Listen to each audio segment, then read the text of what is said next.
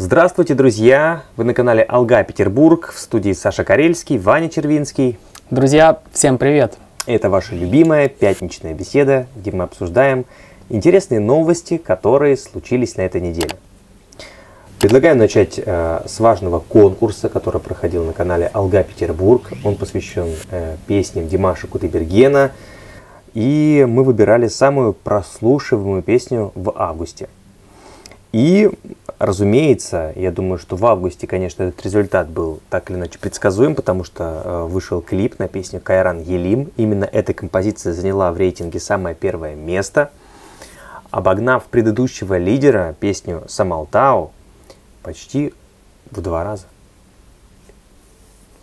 Ну вот так вот, похоже, новый рекордсмен. Но подожди, у нас же до конца года будет, да, длиться конкурс. Есть шанс у новой песни «Кайран Елим» оказаться по итогам на первом месте? Ты знаешь, вот чем и прекрасен этот конкурс, что все зависит, шансов нет. Что все зависит от наших друзей и от их настроения. И вот этот конкурс прежде всего вообще задуман для того, чтобы люди начали действительно более внимательно как-то относиться и к песням, и к самим себе, и отслеживать таким образом, вот какие песни в какое время года им хотелось слушать больше, чаще, регулярнее, и какие песни поднимают настроение, какие песни, может быть, наоборот, заряжают каким-то позитивом. И я думаю, что вот такой осмысленный подход к творчеству, он поможет не только самим слушателям, но и нам вот провести действительно такой сравнительный анализ, где в конце года мы увидим, какие песни чаще слушали, какие песни вот чаще радовали всех нас. И, возможно, организаторы концертного шоу, предположим, Арнау 2021, воспользуются этим рейтингом и как-то учтут программу. Саша, а вот столько ты сказал, а на вопрос все-таки не ответил. Вот как настоящий дипломат. Не, я хотел просто понять, вот как, и, наверное, многие из наших зрителей тоже они не понимают.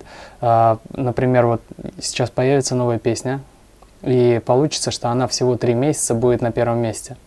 А есть песни, такие же есть, «Самалтау», есть. Да?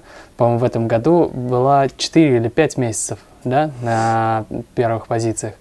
Получается, что как быть-то? Вот новая песня, может быть, тогда не стоит выпускать в этом году, а выпустить в январе, чтобы все 12 месяцев эта песня была на первом месте. Или мы сейчас придумаем новые правила и изменим финальную часть. Может же быть отдельный конкурс по итогам года, где представитель каждого месяца будет соревноваться. Ну подожди, это тоже нечестно. Я думаю, что так или иначе, то есть у каждой песни абсолютно есть все шансы вот именно попасть в десятку самых прослушиваемых. Как мы будем вот песню года определять? Песню года, которая чаще... ну ты имеешь в виду, что она, например, попала только, предположим, да, в сентябре в наш топ.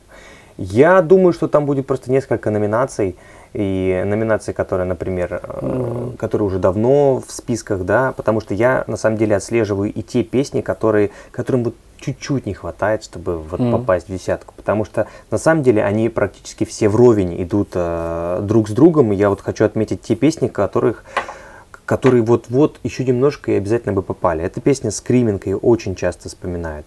Это песня «Autumn Strong», «Осенняя печаль». Это песня «Over Here», «Здесь». Это песня «Hello», «Mademoiselle Hyde», «Daddy Dow». Все эти песни вот очень рядышком друг с другом, поэтому они ни в коем случае не забыты. И я думаю, что в конце года мы придумаем, как отметить, безусловно, все композиции, потому что мы знаем, что у Димаша пустышек не бывает. А может быть, мы вот все песни, которые занимали с 1 по 3 место, все выберем, вырежем на листочках и сделаем «Поле чудес». Крутящийся барабан, будем вращать барабан, и каждой песне получится, что будем вручать приз. Мы определим самую удачливую песню, да? Не, ну, сектор приз на барабане, и главный приз, что... Да? Тогда к тому моменту, Вань, нам надо обязательно найти спонсора, чтобы призы были настоящими, а не виртуальными. Начинается спонсор. Нет, можно же просто сделать по-человечески. Например, вот мы с тобой можем приготовить баурсаки и посвятить, вот, мы же теперь знаем, как готовить баурсаки, друзья, и мы теперь можем приготовить баурсаки и посвятить какой-нибудь из песен. Например, вот любую песню скажи, а я придумаю приз.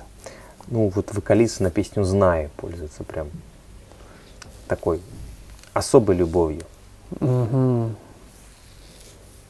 Ну, я подумаю. Время же есть.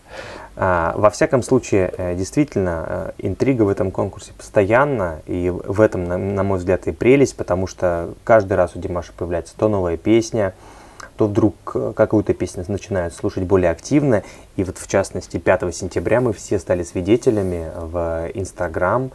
Господин Флавьен вел прямую трансляцию из Парижа, где записывали струнную партию оркестра для композиции «Овахе».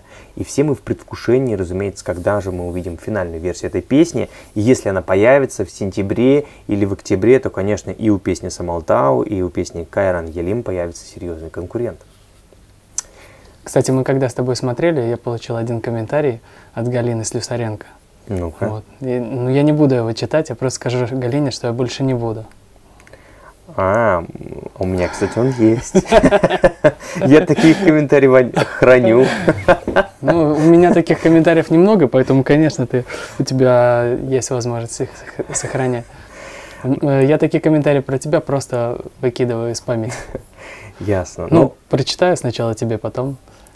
Но вот возвращаясь именно к этой теме, я все-таки считаю всех большими счастливчиками, кому удалось побывать на прямой трансляции, потому что вот мы, Вань, с тобой в частности получили колоссальное удовольствие от живых инструментов, несмотря на то, что мы находились как бы в онлайн, да, и не вживую присутствовали, но я на себе прочувствовал глобальность задуманной композиции, и я прям предвкушаю такой серьезный международный хит, и действительно, который смело можно назвать именно музыкальным произведением, потому что вот там музыка, вот ядро — это музыка.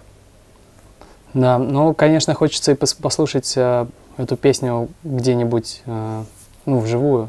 И мне кажется, это не только нам даже нужно, это нужно и исполнителю Димашу Канатовичу. Мне кажется, что сейчас такой период, когда он, знаешь, как конь, ну, настоящий такой спортивный, чемпионский конь, да. Который привык быть на скачках, да? Да, да, очень такой мощный, быстрый. И как бы просто стоит и нигде не скачет. И мне кажется, что это обидно. Это сильно, мне кажется, расстраивает, потому что коню нужны скачки. Нужны постоянные, вот чемпионам, также и спортсменам, постоянно нужны вызовы. А сейчас концертов нет, вызовов нет. И вот тоже новую песню мы сможем, наверное, услышать только по радио или вот на YouTube. Ну да, ты затронул такую действительно серьезную тему, потому что вот даже вчера мы смотрели с тобой передачу про футболистов, где один известный футболист говорил о том, что даже вот не знал, зачем ему тренироваться. Так это Вагнер Лав. Вот. Друзья, кстати, кто знает Вагнер Лава? И кто знает, где он сейчас выступает? Ладно, надо сказать. Вагнер Лав — это бразильский нападающий, который сейчас выступает в казахстанском клубе «Кайрат». Там, где играл Андрей Аршавин, кстати.